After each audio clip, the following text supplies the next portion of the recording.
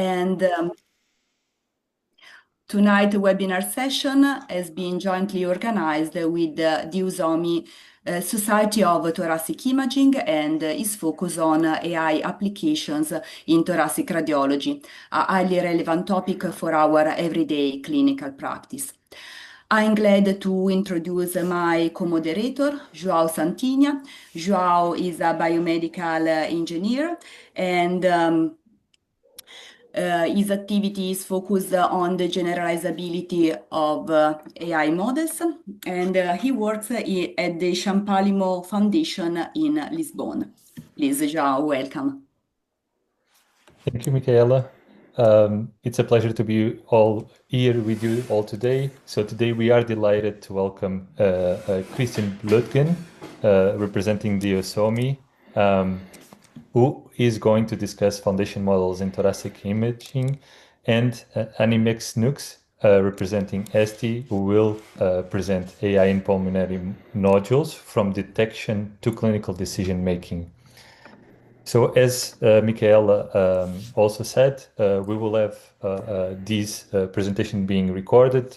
The two presentations are 20 minutes presentations each, followed by a Q&A and open discussion at the end. So during the presentations, you can submit your questions in the Q&A function, and we will address them after the presentations.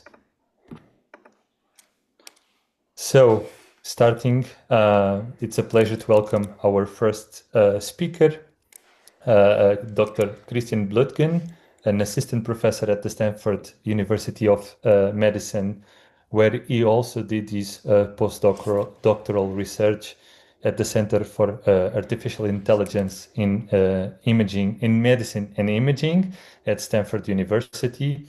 Previously, Dr. Bluethgen was an attending thoracic radiologist at the University Hospital Zurich and a clinician scientist at the University of Zurich in Switzerland. His research focuses on applying traditional and modern machine learning methods for radiological challenges, particularly in developing and evaluating multimodal foundational models that integrate medical images and text and translating these into clinical practice. At the end, oh, sorry, go ahead, Christian. No, that's fine.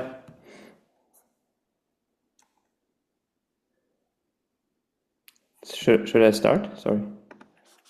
Sorry, yes, you can start, Christian. Okay, then I need to share my screen.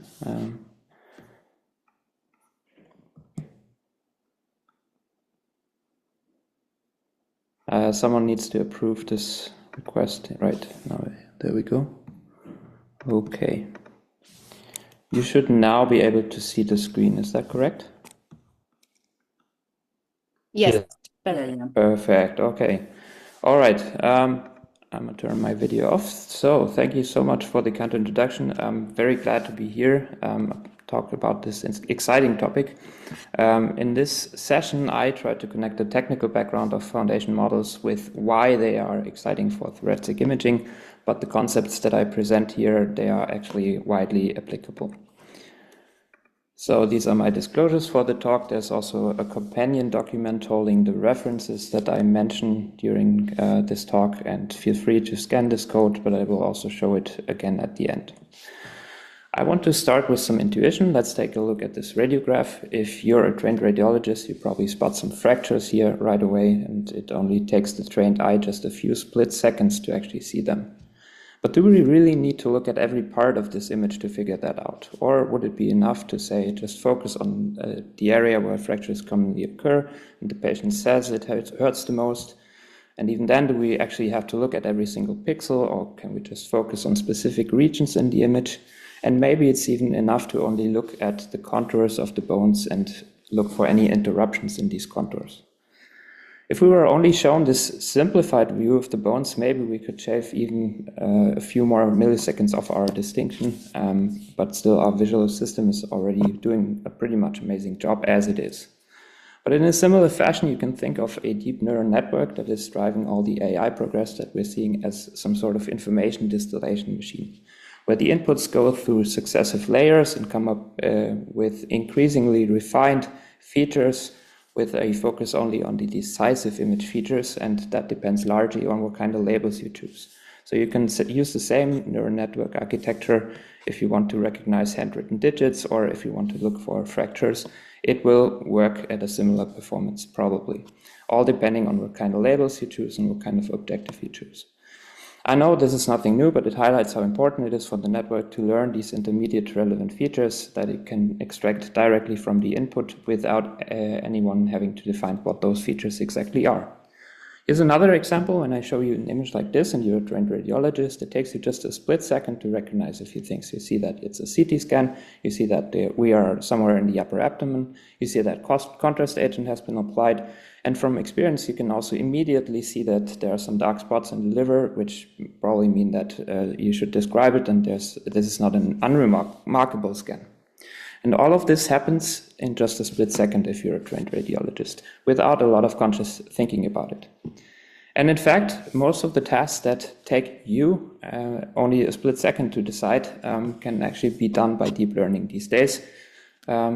These are some archetypical problems in computer vision, for instance, image classification, classifying the whole image into one category or another, or object detection, or counting exactly how many lesions there are in this image. Now, deep learning works in fact so well that a lot of these computer vision problems are being considered somewhat solved, but there's a catch. For any deep learning model to work really well, you need to have sufficient data and you need to have sufficient annotations that come along with the data. And sometimes that's a very scarce resource in medicine. Now, when I think of a foundation, I think of something fundamental that you can build upon. And you will see that this analogy translates to the AI models that we've come to call foundation models. I want to first look at some of the building blocks of foundation models. When we put an input through a neural network, we will work with numerical representations, which is how the data that we put in here and that gets processed in the model is expressed within the model. And you may then get a mathematical space with some very useful properties, for instance, by how similar concepts are very much aligned in that space. And generally the dimensions of that space are more than just 3, and they are a bit more abstract, but the concept is similar to when you think of fictional anatomical 3-dimensional space, like the one that I'm showing on this slide. Now, translating an input like an image into this representation space is done by an encoder. And on the other end of the model, after it has processed the input information, there's a counterpart called the decoder that transforms the internal representations back into something that we can use, like an image or the next part of a text. This is a very common architecture these days, and you'll find me use these terms a lot in the coming slides. Now, we said earlier that annotated data is a scarce resource. One of the major advances into that problem in recent years was to replace human-made annotations with labels that are derived from the data itself. This is generally called self-supervised learning, as the supervisory signal here comes from the data itself. There are several ways how this can be done. For instance, you can transform the data and then train the model to predict which transformation was applied, for instance, by rotating the scan and then having the model predict that it has been rotated by 90 degrees. To do this successfully, the model needs to learn useful features of the input, which it derives from the data itself instead of being manually provided with them. Another way is also to compress the input and then trying to reconstruct it, or corrupt the input and trying to reconstruct it. And for any of these methods, you rely solely on the input data. There's no need for additional labels. This also works very well for text. And foundation models first took noticeable shape in the realm of language models. Common objective of language models is to predict the next part or token in a text sequence. If you think about it, this is a very elegant approach. If you are giving a short criminal story and on the very last page there is a sentence, and the murderer was ... Having read the book, you may be able to come up with a sensible answer to fill this gap. But that requires you to digest all the context that the book has provided to you until so far, and to understand the concepts that are being presented in the book. And similarly, a language model which can predict the next part of a text as well, that has learned a lot about the language, the concepts, and relationships between these concepts. I find this idea and this objective very elegant. Accordingly, a trained language model that is now equipped with a lot of insight into the structure of language is well suited to handle many different tasks. And this is a general principle that we saw and why what made SSL so successful, it becomes feasible to access much bigger training data sets and massively scale up your deep learning endeavors in connection with the general increase in available compute and hardware, and also some algorithmic improvements that we saw over the last decade.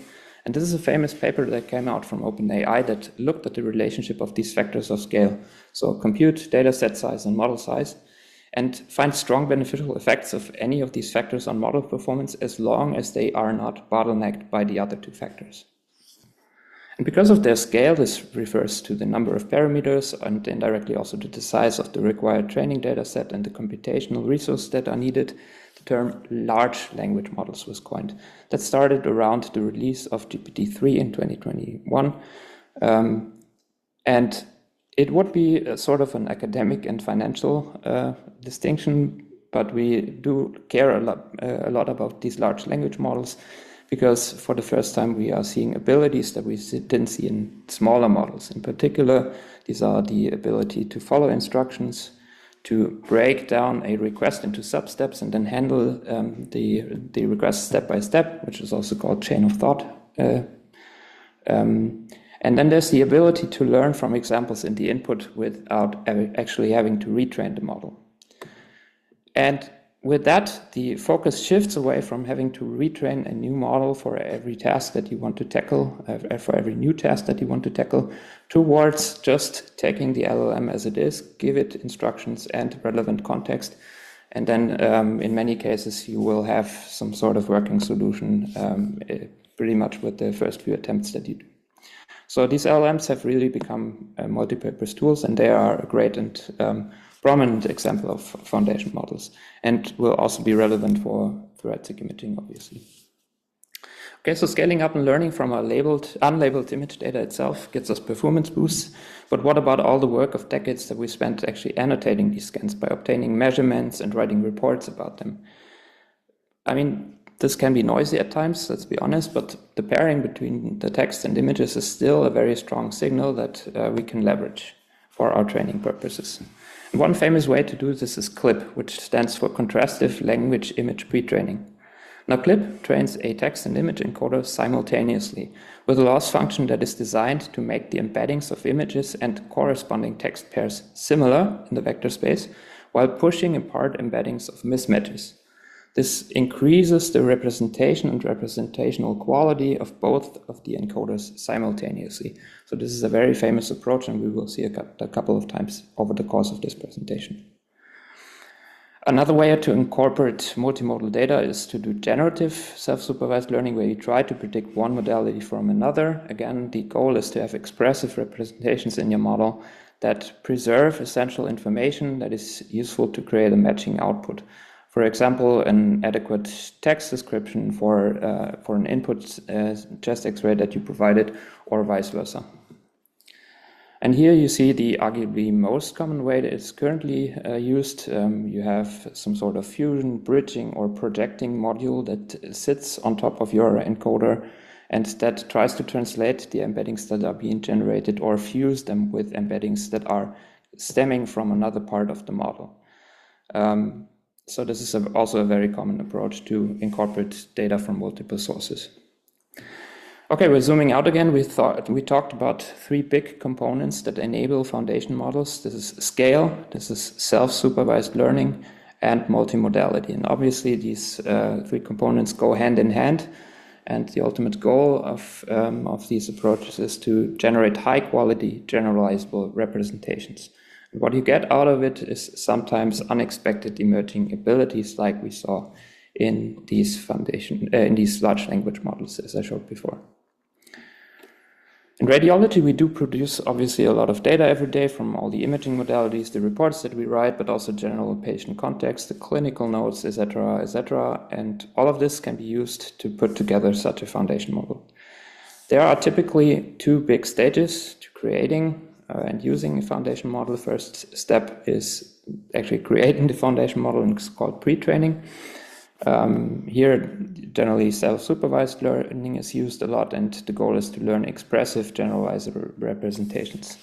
Now, the second phase is post-training, which is an umbrella term for for a lot of different techniques, but mainly in this phase we adapt the foundation model to our specific tasks that we want to solve. Because the FM has learned general patterns from this diverse data during pre-training, the subsequent stage needs only a fraction of the amount of labeled data that would have been needed if you had trained such a model from scratch. This is a big advantage of these foundation models, that you don't need to start from scratch. You can actually get away with much less labeled data. Another important area of post-training, especially for LLMs, is alignment, which deals with getting the model to behave in a way that aligns with our human expectations. Okay, and finally, we want to adapt our foundation model to our downstream tasks. So if, for instance, we want to classify an image, or we want to detect lesions, or we want to do segmentation. There are three most common ways to do this. For each of these approaches, you do need some labeled data, but as I said, in much smaller amounts than if you train from scratch. The first approach is just using zero-shot methodology. That's basically just using the model as it is and then working with the embeddings. So there's no training happening here at all. I will show in the next slide a bit more in detail how this works. The second approach would be to train on top of the frozen foundation model an extra task-specific model, which is usually much smaller than the foundation model. So you can use much less compute to train it, and also much less labeled data is needed. In very simple setups, this is also referred to as linear probing. And then probably one of the most resource-intensive steps or approaches would be to fine-tune both the foundation model as well as your task-specific model. This takes up the most compute, and it can be beneficial, but it can also have detrimental effects. For instance, if the foundation model forgets what it has already learned at this point. Here's a visualization of zero-shot classification in the context of a clip-style model. You have an image and you want to classify it with classes that it has not seen during its training.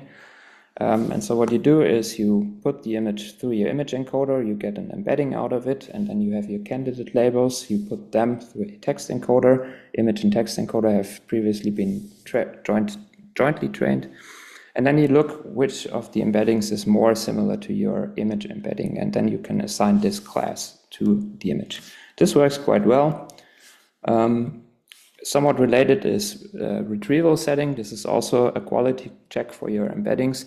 When you want to do image-image retrieval, so your search term, quote-unquote, is an image, you transform that image with an image encoder into a query embedding, then you can look up in the database and retrieve a set of very similar pre-computed candidate embeddings, and you can retrieve the corresponding images from that, and then hopefully you will have very similar images to your original image. And this also works across modalities, so you can also input a text description and to use a text query embedding and look it up in the vector database, and hopefully the results are the same. Proper FM evaluation tests the model for multiple downstream tasks. Here's a beautiful example from Merlin, which was an abdominal CT foundation model. They tested it on classification. Then they put it together with a large language model component and tested it for report generation. And they also had an image encoder decoder network to do organ segmentation. And all of these tasks were based or building on the actual Merlin foundation model, and used much less training data than would have been needed otherwise.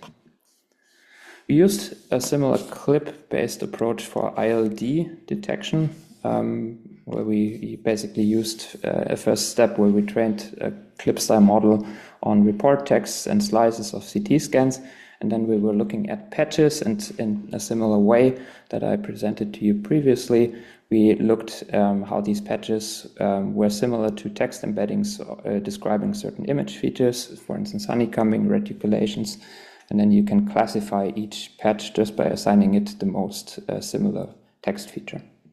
This worked quite well, it would not be clinically acceptable, but we see that it had some merit to go into this direction. So it definitely outperformed random sampling and also performed the not domain adapted version of CLIP by just retrieving more patches that had some features that was suggestive of ILD. This is another example of a chest CT model. This is called CT CLIP. It came out of the University of Zurich by Hamamchi et al. And this is also a CLIP style approach. So you have a CT encoder, which basically scales up your 2D approach in the third dimension. And then you have the report text. And again, there's a contrastive objective used here. And then this model has also been used for zero-shot classification with the approach that I presented before, so I don't need to spend too much time on this slide. But again, the authors here also coupled this with a large language model. So the tokens that are being generated by this CT encoder are being fused with the tokens of the language instructions, are input jointly into a large language model, and then you have some text generation. And you can use this for various tasks, for instance, for multiple choice questions, for interacting in a chat-based way with the model to answer short questions, or also for full report generation setups. This is a bit more abstract, a bit more different. This is some work that I did while postdoc at Stanford.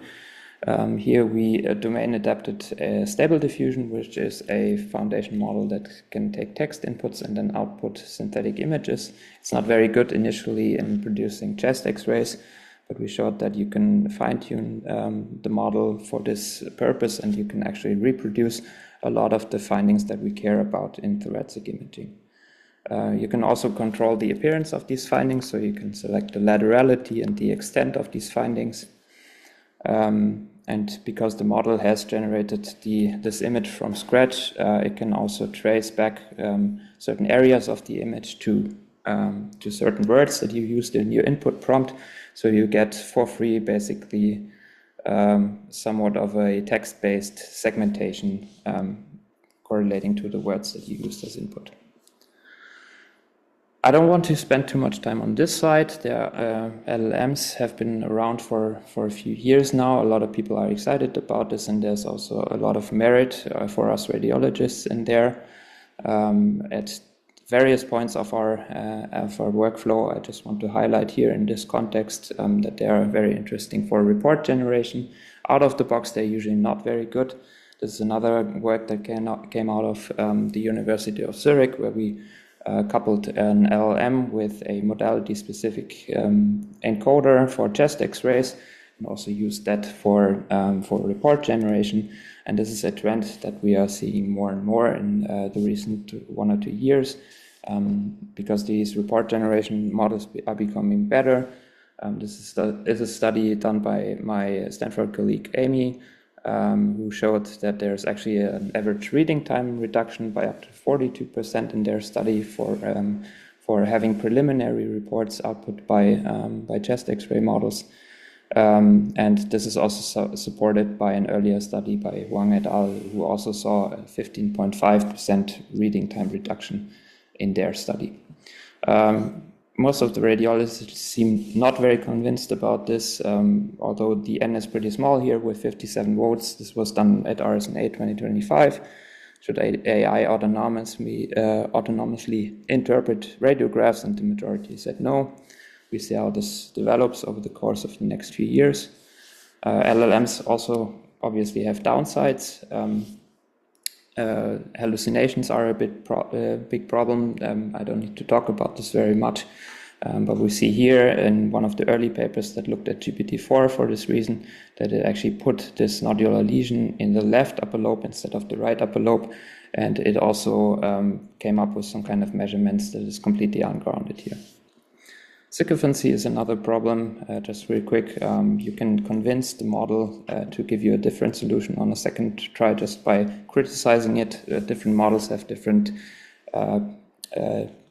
tendencies to show this behavior, and something that people are trying to actively train out of these models, but it's definitely something that you need to be aware of when you use large language models at this time. So be aware of that term.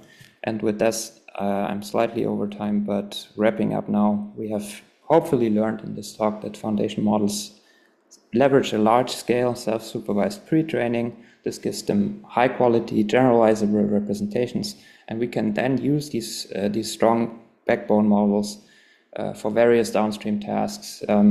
Sometimes they even come with emerging abilities that we haven't seen in smaller models, and also for the thoracic radiologists, as for any other kind of radiologist, large language models are obviously a very exciting field that we'll probably hear more about in the context of this series. With that, I would like to thank you for your attention.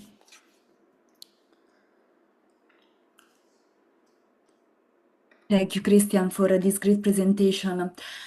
I am now pleased to welcome Professor Annemiek Snoeckx. She is Associate Professor at the University of Antwerp and Chair of the Radiology Department of the Antwerp University Hospital in Belgium.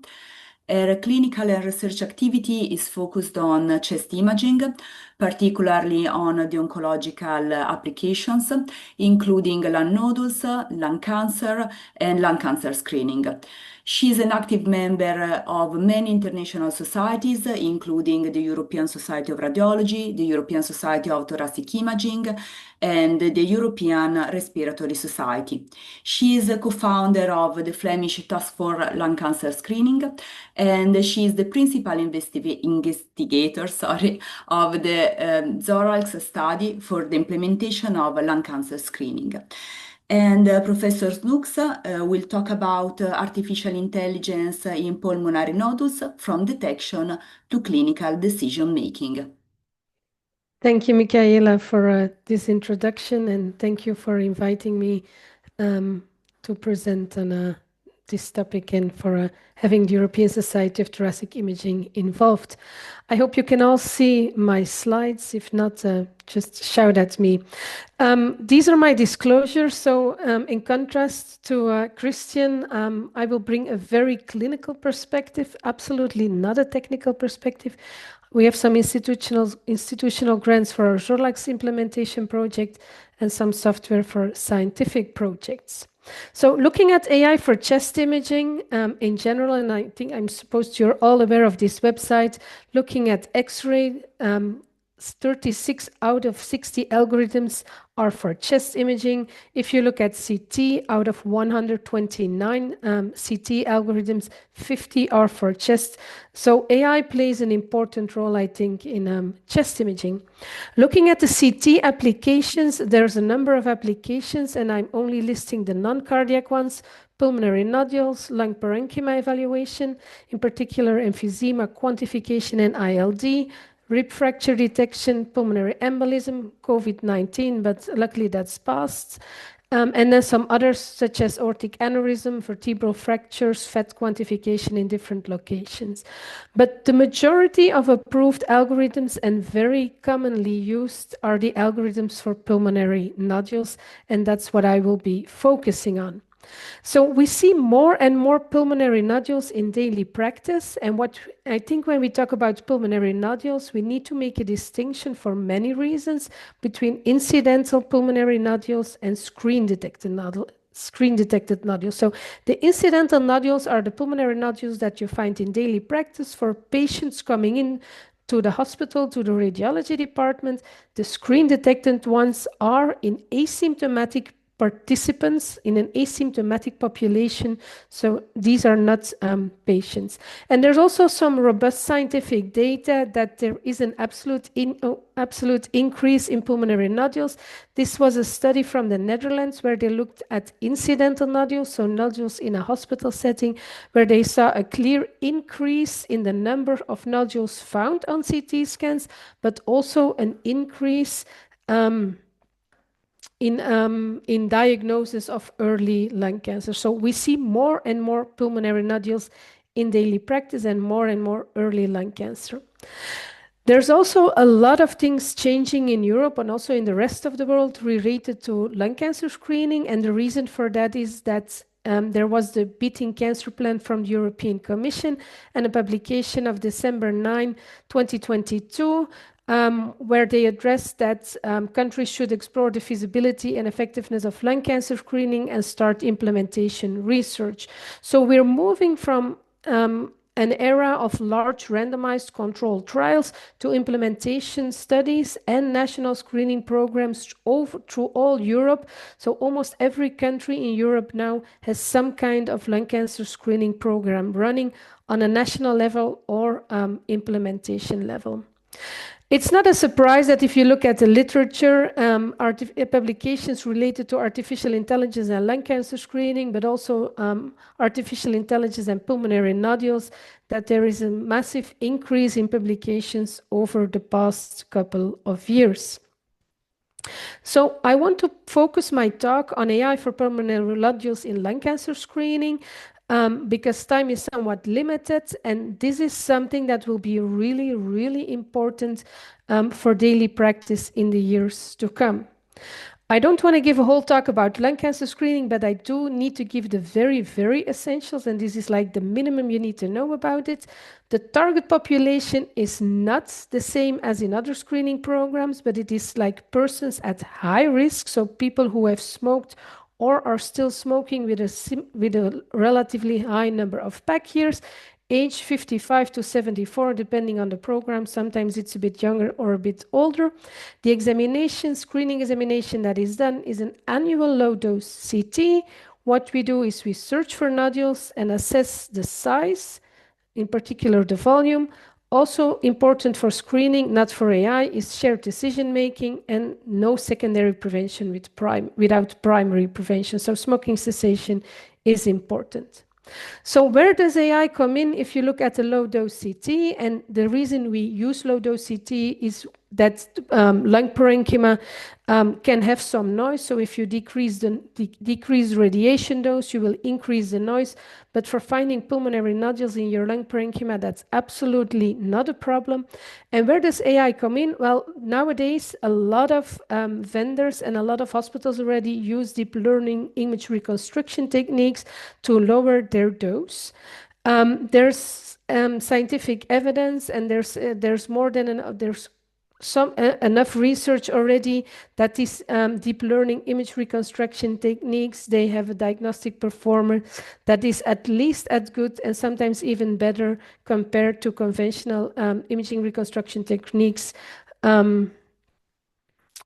So there's absolutely a value for deep learning in lowering the dose. And for nodules, and this was in clinical radiology, a very recent systematic review, there are even some reports that the diagnostics performance is even better for these deep learning techniques. So there is AI plays a role in design of the low-dose CT imaging studies.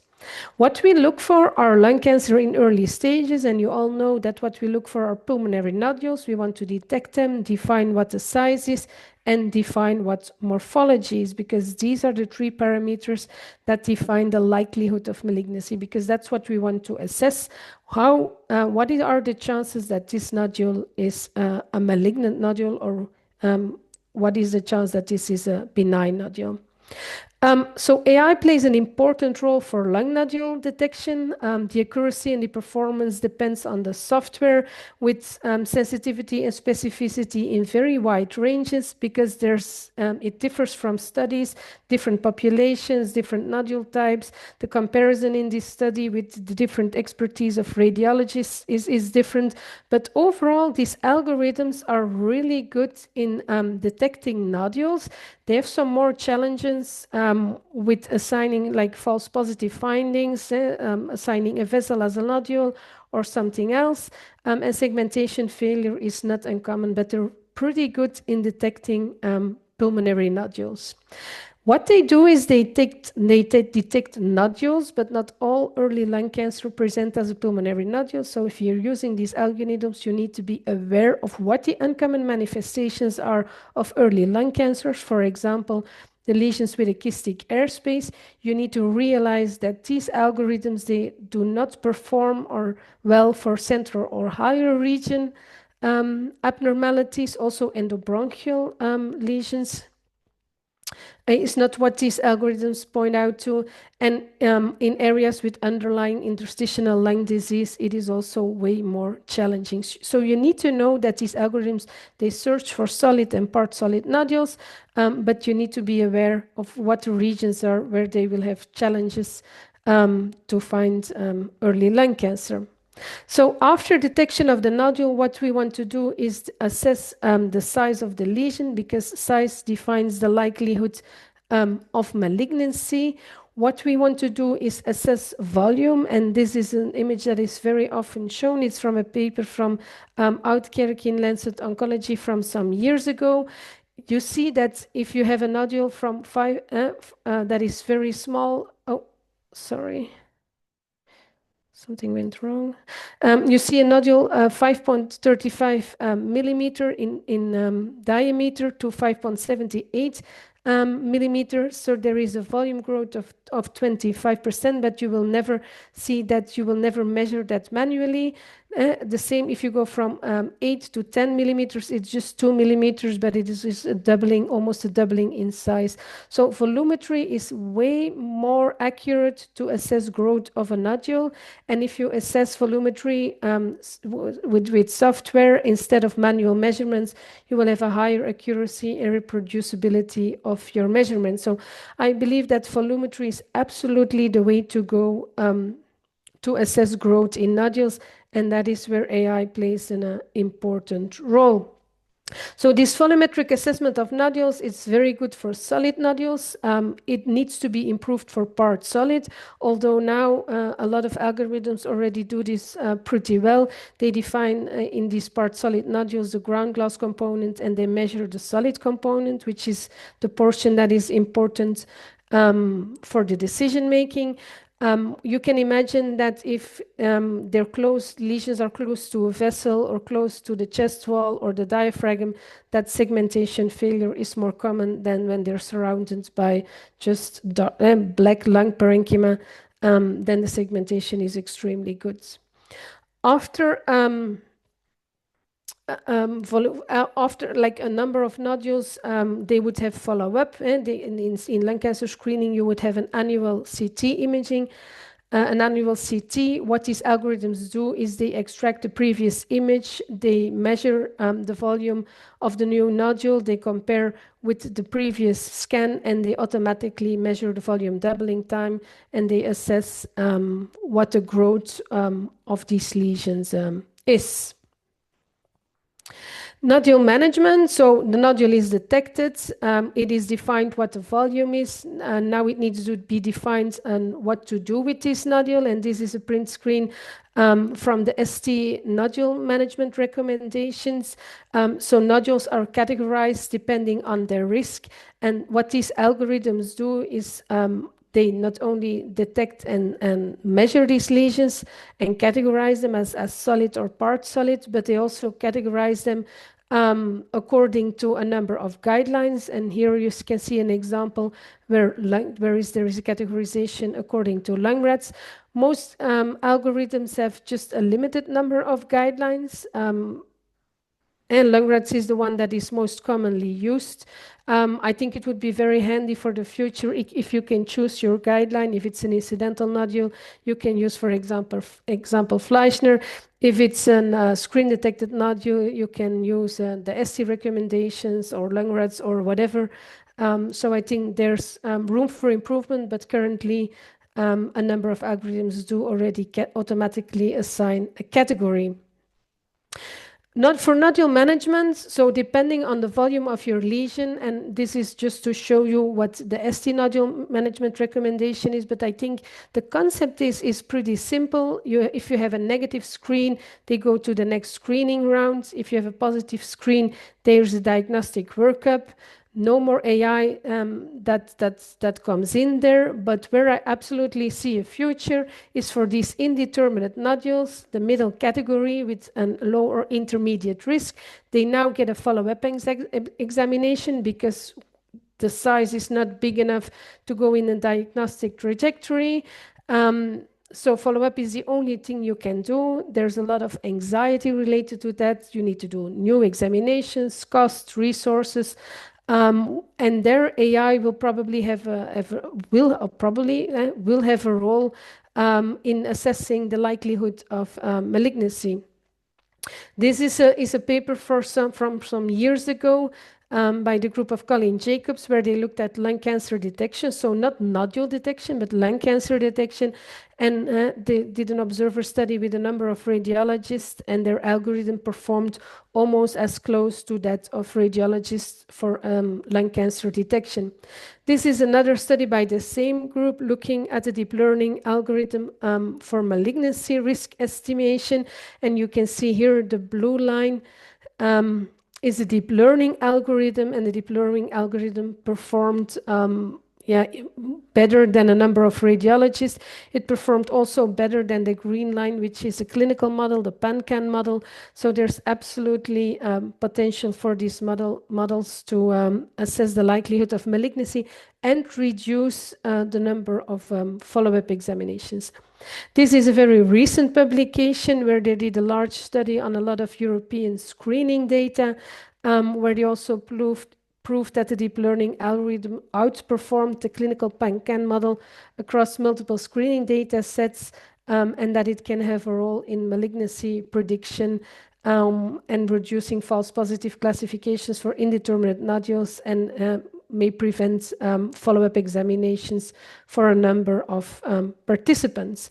So there's a lot of research going on in that field, and there's absolutely potential. Currently, there is not yet an algorithm that is integrated in a lung nodule management recommendation model, so that is something that will be for the future. Incidental or additional findings, we scan a chest CT, but there's a part there's a number of soft tissues in your chest, your thyroid, your heart, your vessels, also the upper abdomen. It's a very debatable topic, a very difficult topic. A number of lesions are what I call incidental focal lesions, renal masses, focal lesions. I don't really see AI having an important role, because that is extremely challenging on a low-dose CT. Where I do see an important role for artificial intelligence is in what I call the opportunistic findings. On a low-dose CT scan, you can evaluate coronary artery calcifications, emphysema quantification. Both are very common in a population at high risk, because they are the same risk factors. So what will also be important for the future is screening for the big three, combines lung cancer screening, coronary artery, and emphysema. And these algorithms, the fact that with AI software you can quantify it, I think, it opens doors for objective evaluation rather than in the trials. There was often just a visual quantification, but I think the potential for AI there is an important one. There's also quantification of other abnormalities, interstitial lung abnormalities, osteoporosis, liver steatosis, vascular calcifications, segmentation of, for example, pericardial fat.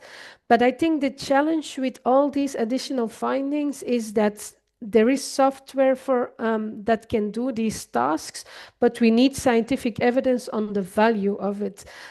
Also regarding the data that is generated, what to act on, what are the thresholds, when to act, when not to act. And I think also an important aspect is that cost effectiveness is extremely important when you talk about a screening setting. It is different than a diagnostic setting where we now work in. So from a policy making perspective, that is completely different than it is what we do in diagnostic radiology. So looking at the AI reading workflow, in screening, example, breast cancer screening, there's often two readers and a third reader where there's not a consensus. I think in lung cancer screening that will not be the case. It will be AI and to a radiologist, at least for now. What the workflow would be with that, it is still an open question. Second reader or concurrent reader? What about the future first reader or single reader? I think most algorithms are cleared for use as a second reader. The way you use it, it also impacts detection, quality, time, and resources. I think second reader has a lot of value, meaning that you have your radiologist detect, you have your algorithm to detect, but it costs the most time. There's many options that you could consider in doing that with single, double reading and second or concurrent reader. For now, there's no clear evidence on what is the optimal strategy. And I think one of the big challenges with that is that strategies might differ per product because not all AI algorithms are the same. AI as a first reader, I think there's really potential for that, and not in detecting those cases with a high likelihood of malignancy, but mainly triaging those cases that are negative, because the majority of lung cancer screenings, CTs, if you look at baseline scans, they're negative. They don't have any nodules, or they have very small nodules, or they have very small calcified nodules. These participants, they require annual follow-up, and I think AI there absolutely has the potential to triage these negative CTs, so that if AI is the first reader and radiologist just goes through the images to look for lesions that you know where AI would miss them, or uncommon manifestations, that would absolutely reduce the workload. And there's a number of papers already out there looking at that, with an estimated workload reduction in the paper of the group from Groningen, an estimated workload reduction of 79%. So there's more research needed, meaning that many of these it's not because one algorithm performs well on your participant population that this is the case for every algorithm. So evidence is needed in that field. So looking at AI in lung cancer screening practice, the Cascade study is a French study in Paris. They are looking in the reading in the reading of these studies, where they compare reading by two radiologists compared with radiologists plus AI. The results are to be expected in the upcoming year. Really looking forward to what the results of this study will be. If you look at national programs, there's a lot of screening going on in the UK on a national level. There's a national program in Croatia. There will be one in Germany. And in Germany, the use of AI is mandatory by the German law. And many implementation projects and trials also use artificial intelligence, but unfortunately, not all of them. There's still screening going on with manual measurements because of the implementation challenges if you go from one site to multi-site screening, and also the cost of AI. Cost is a difficult topic and not always that easy, but this is a very recent publication from 2025, a huge work, a health technology assessment about the economic evaluation of nodule of AI for nodule detection and volumetry, where the conclusion was that in a screening setting, so not in an incidental nodule setting, but in a screening setting, that AI-assisted CT image analysis was cost effective. So a paper absolutely worth reading. So opportunities and challenges, there's a lot of new technologies. We now use low-dose CT, but we will use ultra-low-dose CT in the future. Also, there's photon counting CT. How will these algorithms will perform?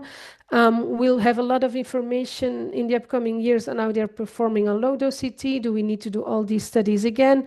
Photon counting, you will probably have a good quality, but we don't have any idea about the performance. And there's some studies that are being published now, but ultra-low dose, it's all with a question mark on how these algorithms will perform. So to conclude, AI is there in daily practice for pulmonary nodules, mainly in the setting of lung cancer screening, actually making an impact in daily life. Important to realize that not all algorithms are equal. It's not because research is done with one algorithm that it is the same for every algorithm. We need to take that into account. I think the potential for AI in lung cancer screening is huge. We have a huge number of participants that will be screened in the upcoming years. It's all structured data. It's all data with high quality assurance, because quality assurance is essential in screening. So I think the sky is the limit. I've just discussed just the radiology part. But AI will play a role in the complete workflow in every step, from participant selection to reporting, and also to even predicting for the future. Also, personalized screening. We now screen annually, but if, for example, in the future you have a CT where no pulmonary nodules are found at baseline and there's emphysema quantification, these are participants who will have a different risk profile and might get a more closer follow-up, whereas if there's no quantification of emphysema and no nodules, these might be persons who would benefit from just a biannual CT, meaning that the less CTs you do, the more cost-effective your screening will be. So AI will certainly play a role in personalized screening. What we absolutely need is scientific evidence, monitoring of these models in daily practice. Also, having the data available for research is also an important one in that setting. With that, I want to end my talk and invite you to the annual meeting of the European Society of Thoracic Imaging in Salzburg, where before the Congress in June, we will have a whole day dedicated to artificial intelligence with an AI bootcamp for thoracic radiologists. And you're all invited. Thank you for your attention. Thank you very much, Professor Snoeckx. Thank you for the invitation. And thank you, Christian. While we give time for all of you to post your questions in the Q&A function, maybe I'm going to start with a question to Christian. Christian already answered some of those. I don't know if you want to highlight any of the answers that you gave, but I would like to ask you if you have been seeing constantly fine-tuned foundational models across the tasks of detection, classification, segmentation, beating non-foundational models, supervised models in these tasks, or there are some places where we still see some value on supervised models? So the question is if foundation models and then adapting them to task-specific scenarios outperforms models that have been trained on Scratch.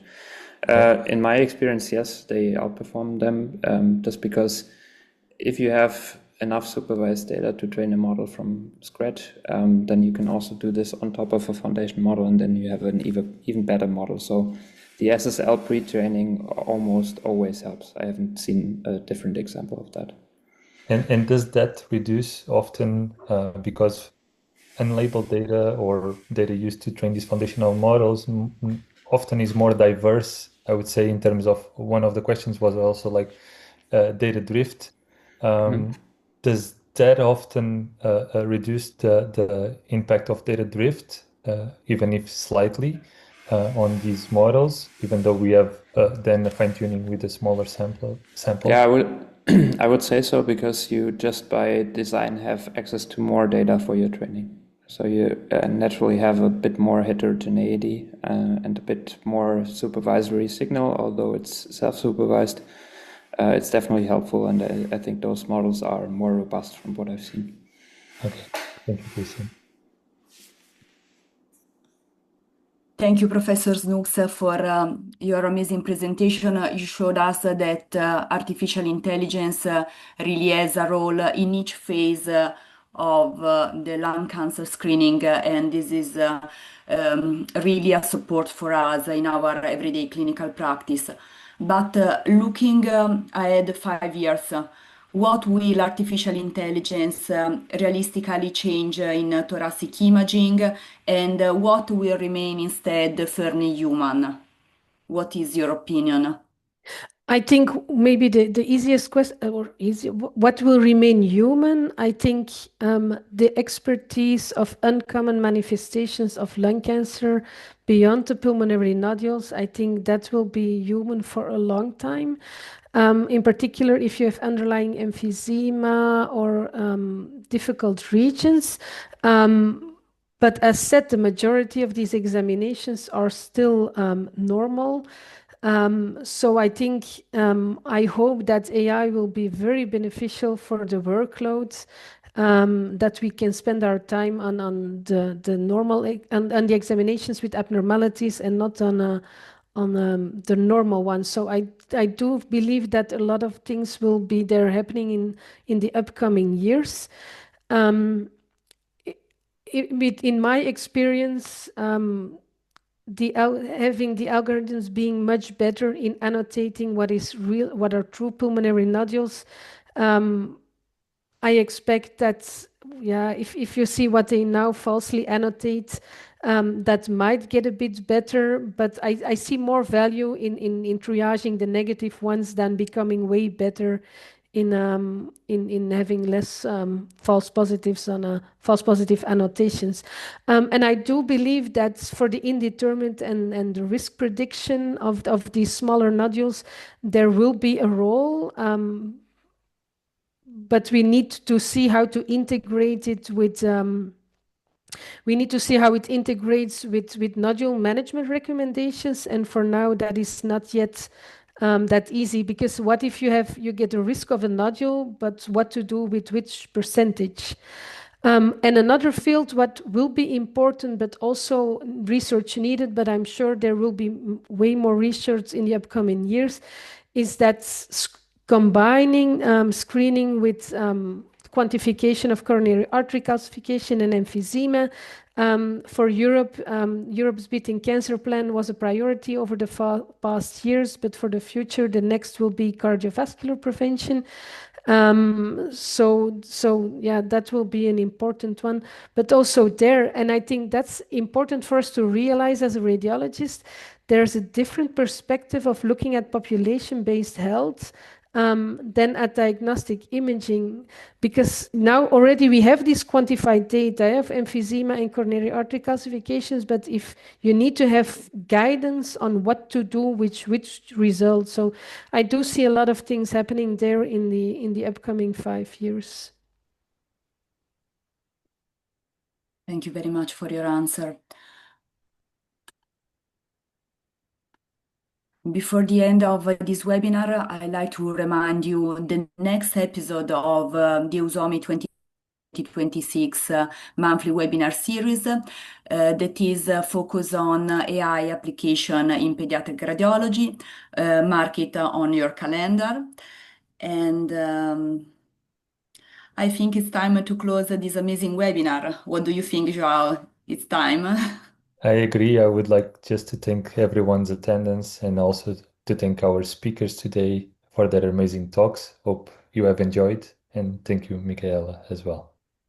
Thank you for joining us, and see you for the next webinar. Bye-bye. Bye-bye. Bye. Thank you. Bye. Bye. Thank you so much, everyone. Great webinar. Thank you. Thank you, Mercedes. Thank you. Thank you, everyone. Bye-bye. Have a nice week. Thank you. See you. See you.